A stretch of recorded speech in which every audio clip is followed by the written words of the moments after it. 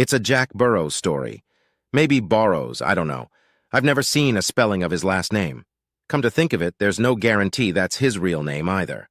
All I'm going to tell you is what I've seen, heard, or been told. Other than what I have personally observed, there is no guarantee that any of this is true. However, there is no reason for anyone to lie. No one has gained anything from it. I met Jack about 7 years ago. One day he had just walked into our little expat bar in the middle of nowhere in the Philippines. He was relatively young. He was in his early 40s at the time, but he stood out for being the nicest and happiest guy in the place. Jack was a drinker. Poured himself a drink like it was a prize to be won. If anything, drinking made him even happier. He was always polite and generous with the bartender and waitresses. Eventually, the stool in the corner became his reserved spot. He ruled from his corner, entertained everyone with witty stories, jokes, and bar tricks. Anyone in trouble found a sympathetic ear and a helping hand. I lost count of how many people he bailed out of a predicament. One call and Jack would fly in like Superman. Everybody loved Jack. Of course, everyone in the bar knew one of the waitresses had a crush on him, obviously everyone except Jack. No matter how hard Eden tried, she just couldn't catch his gaze. It wasn't that he wasn't nice to her, he just never showed any romantic attraction. When he was drunk, he sometimes called her Jasmine and looked at her like she was lighting up the stars. The next day, when sober, he denied it but never took action. I would describe Jack as a rather meek giant, a big old teddy bear. Not the biggest guy around, but he's 6'8" of solid muscle. Despite his size, however, I've only seen him pissed off once. The huge Australian refused to let go of Jack's favorite 40-pound waitress. I literally saw Jack's ears perk up like a lion spotting prey as she tried to get him to let her go. Then, when she yelled at the Aussie for hurting her, Jack turned into a beast. The Australian easily outweighed Jack by 10 centimeters and at least 2 poodles, but didn't even notice him coming. It was the fastest and most brutal beating I had ever personally witnessed. So much so that the Australian, when he came to his senses, had to ask who had beaten him. That's who Jack was. You could tell him and do anything to him, and he would just brush it off. But lay a finger on one of his friends, and you were immediately met with a beast. That wasn't all there was to Jack. I never stayed until closing time, but from what I understand, every night after he passed out, the waitresses took turns escorting Jack's drunken ass back to his closet-sized apartment. Everyone looked out for each other. The waitresses called him Kuya, which means Big Brother. This brings me to the events of last week. On Saturday, I walked into our favorite little waterfront bar and asked our dedicated bartender where Jack was. It wasn't like him to miss an evening out. She pointed down the beach. I found Jack sitting at the water's edge, drinking and admiring the sunset. He looked depressed, so I asked him what was wrong. "Tired, Billy," he replied. He never called me Bill, just Billy. "I'm tired of pretending it didn't happen, pretending everything was okay, pretending I'm not in pain," he said slowly in his southern accent. "But you're always happy," I countered him. "You're the nicest guy in the bar." "It's all fake," he snorted. "I act like that so people won't ask what's wrong with me. No one wants to hear me complain. I don't need anyone's sympathy, but the truth is, I'm hurting." I told him I would listen, and I meant it. I told him that I wanted to know his story, that I was a story collector. At my age, it's all I have left. And he told me everything. Jack grew up in foster care. I thought it was pretty fucked up to be unwanted, even by your own mother, but Jack never used that as an excuse. He told me about his high school sweetheart. They'd been together for 9 years. He was young, but genuinely in love. One day, Jack came home and she announced that she had met another man. Of course, this broke his heart.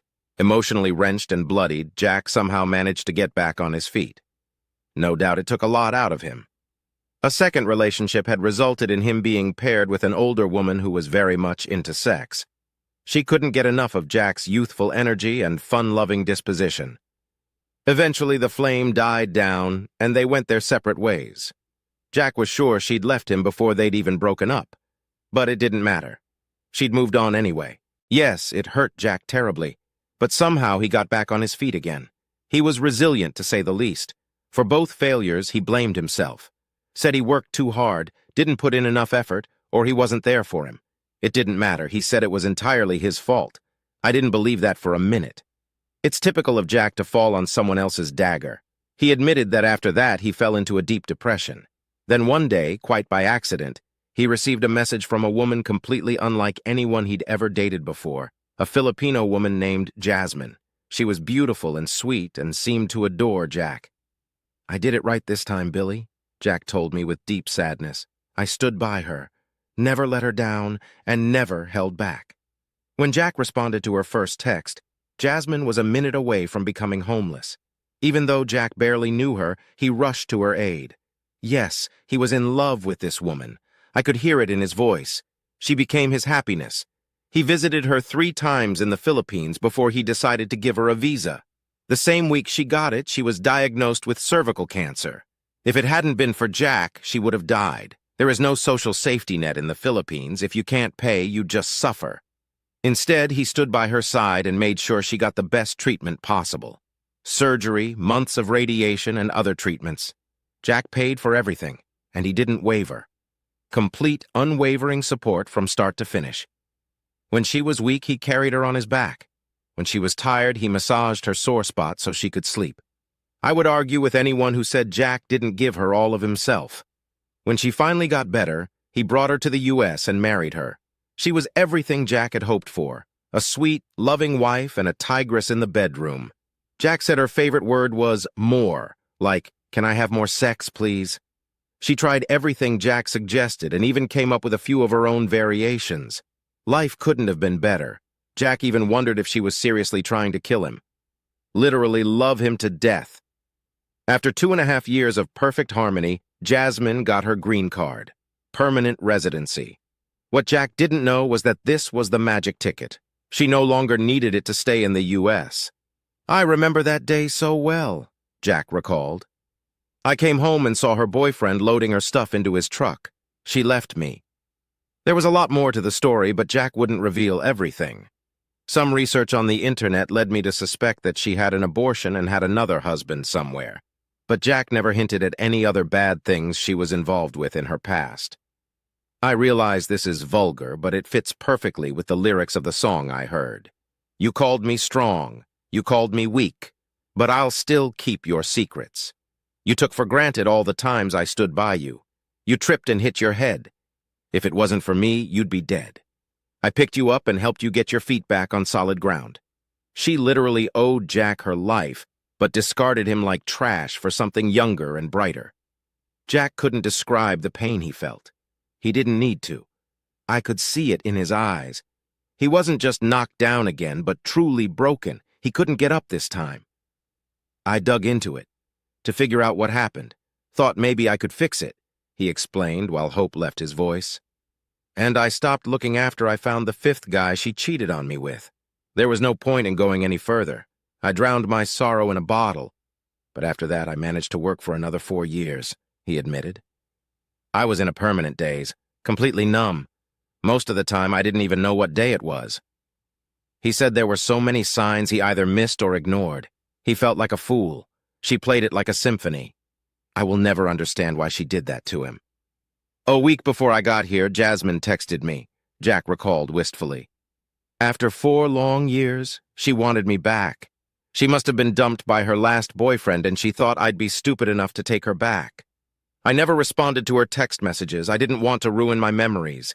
Jasmine, the ex in my memory, is the sweet, loving girl I married, the one I loved. I didn't want to replace her with the woman Jasmine had become.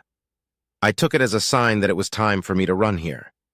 Jack's last words to me before I left him there were that he had come to this place 7 years ago because this was where he first met Jasmine in the flesh. It was a special place to him, the Alpha and the Omega. At the time, I didn't know it meant beginning and end. I missed that clue. At his request, I left him there in the chair with his feet in the water. He said he was going to finish his bottle and go to bed.